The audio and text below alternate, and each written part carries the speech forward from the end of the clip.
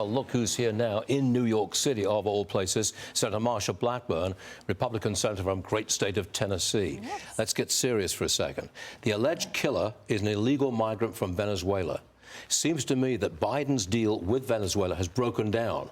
We were supposed to get free elections there in return for us taking, what, 800,000 Venezuelans and dirty oil. That's broken down, and we've got a terrible situation on our hands. And on top of that, knowing that he came in through Eagle Pass illegally in 22, that he was arrested, and they did not deport him.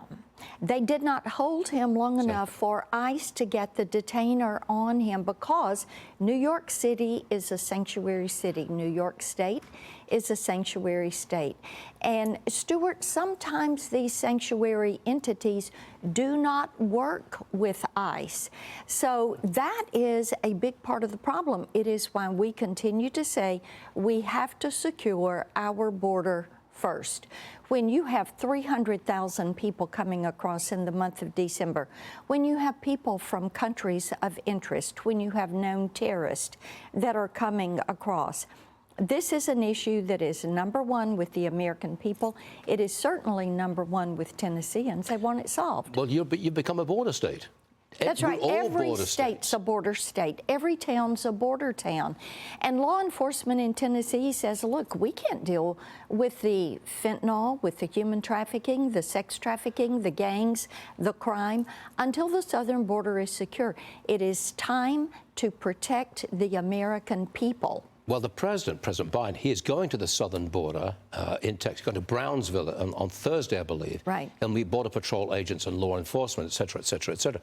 Maybe they'll just clean it all up for him and he'll look like go to a sanitized He should border. go to Eagle Pass. And I've been to Eagle Pass several times. He should go down into Cochise County in Arizona, and he should look at what is happening there. He should go out on patrol with the Border Patrol, like I have done, many of my colleagues have done, because you will see where they're coming across. You will hear these interviews. But Senator, you know he's going to go to the border and say, look at this, the Republicans would not pass this legislation. He'll go to the border and go to the wrong address. Guaranteed. Guaranteed. Yeah. There's something else I'd like you to deal with, too. Congressman James Clyburn, he's got a new nickname for Republicans. Watch this. And I think the American people are beginning to see that this speaker is a part of what I call Groupies of Putin. That's what GOP stands for now. Groupies of Putin. And they are doing Putin's business at the behest of the former president.